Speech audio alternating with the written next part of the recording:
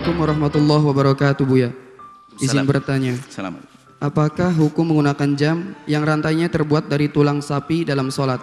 Apakah itu termasuk benda najis? Mohon jawabannya, Buya. Terima kasih. Pada pertanyaan lalu kita sebutkan tentang gelang. Gelang itu adalah ciri khasnya perempuan. Maka kaum laki jangan pakai gelang, kecuali gelang jam dengan ciri jam laki-laki. Karena ada hajat ulama menjelaskan. Tapi kalau laki-laki pakai gelang perempuan, maka tasyabuh menyerupai perempuan. Ya jamnya kalau laki-laki pakai gelang, ya gelang yang sesuai dengan kelaki-lakiannya. Ini masalah gelangnya. Supaya nanti tidak ada tanya kok pakai gelang. Biar tidak bahas hukumnya pakai gelang jam. Gelang jam adalah diperkenankan. Tentunya adalah menjadi ciri khas kelaki-lakiannya. Sebab kalau sudah gelang laki-laki, tidak dianggap gelang perempuan dan tidak dianggap menyerupai perempuan. Baik, lalu gelang itu adalah dengan apa? Dengan tulang dari sapi.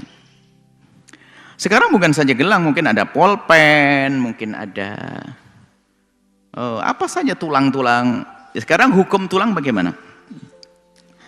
Di dalam madhab kita Imam Syafi'i, tulang, rambut, gigi dari binatang yang halal dimakan lalu dia memang benar-benar disembelih, maka hukumnya adalah suci. Tulang sapi yang disembelih suci, ikut hukum dagingnya. Sebab dagingnya suci dan halal dimakan, maka tulangnya pun juga suci. Seperti itu. Itu dalam madhab Imam Syafi'i.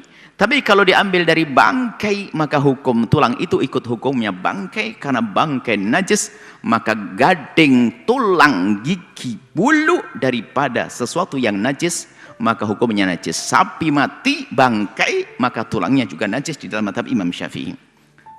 Baik, ini madhab Syafi'i, hendaknya kita berpegang ini selagi bisa. Kemudian suatu ketika, karena suatu hal, Anda menjadi orang yang dalam dakwah terpandang, Anda pergi ke misalnya hutan belantara berdakwah, di sana dikasih hadiah tongkat daripada tulang apa yang paling gede itu? Gajah. Atau tulang harimau, tulangnya gede enggak? Makanya tulang apa yang binatang, dan pasti mereka tidak akan pakai sembelihan, kan bukan ahli kitab juga. Berarti pasti bangkai.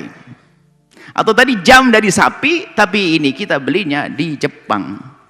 Atau belinya di Korea. Ya mungkin asal tulang saja, bagaimana hukum tulang semacam ini? Nah, jadi ini berbeda kalau urusan madhab. Selain madhab Imam Syafi'i, madhab Hanafi, madhab jumhur ya, jumhur bukan Syafi'i saja. Kalau jumhur mengatakan tulangnya bangkai adalah najis. Madhab Imam Abu Hanifah berkata bahwasanya selagi sesuatu yang enggak ada rohnya, yang enggak kemasukan roh maksudnya,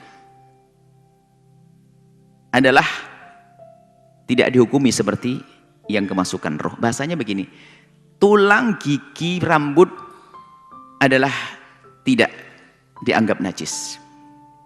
Ya kan? Karena itu seperti rambut. Jadi madhab Imam Abu Hanifah ya. Jadi biarpun itu adalah tulang daripada bangkai sapi sekalipun, bangkai apapun, maka menurut madhab Abu Hanifah tidak dianggap sebagai sesuatu yang najis. Dan mereka juga punya hujjah.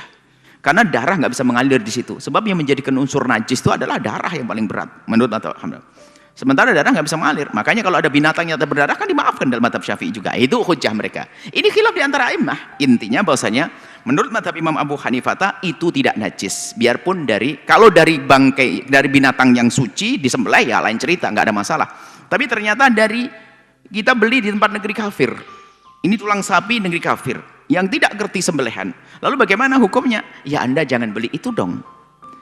Tapi saya dikasih hadiah. Oh lain ceritanya. Kalau beli Anda milih yang pasti suci menurut empat madhab. Tapi saya dikasih, menghormati dia, terima, pakai. Menurut madhab Abu Hanifah nggak najis. Yang nggak boleh adalah main-main madhab, ngentengin, sombong dengan madhab. Oh ini madhab ini nggak usah, biasa saja deh. Kalau ternyata beli hadiah, polpennya ternyata tutupnya dari tulang-tulang harimau, kan halal kita nggak halal.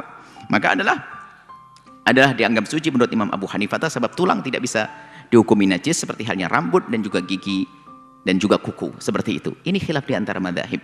Tapi ingat, orang itu nggak boleh sok mentang-mentang ngerti ilmu lalu seenaknya, sehingga di kampungnya menjadi tidak disukai orang semacam itu. Kalau Anda madzhab Syafi'i, kalau ternyata Anda diberi, kalau Anda beli ya jangan dong, jangan beli tulang-tulang yang nggak jelas begitu. Tapi kalau Anda diberi, lain hormati orang, diterima. Menurut Imam Abu Hanifah adalah bisa tidak najis, seperti itu.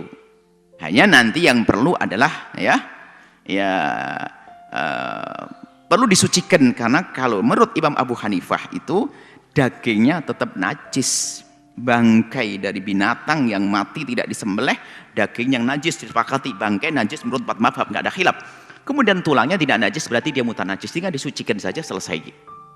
Baik, kemudian lihat, hal ini adalah khilaf di antara para imam. Yang tidak boleh adalah sombong dan juga tidak boleh menyakiti hati orang, dan sebaik-baik kita adalah berpegang dulu kepada mazhab Imam Syafi'i dan jangan main-main urusan mazhab. Khawatir kita biasa, orang suka main-main di dalam mengambil pendapat bukan karena Allah sehingga nuruti hawa nafsu. Semoga Allah menjaga kita semuanya. Wallahu a'lam bishawab. Setelah Anda menyaksikan video ini, jangan lupa berselawat kepada baginda Nabi Muhammad sallallahu alaihi wa alihi wa sahbihi wasallam.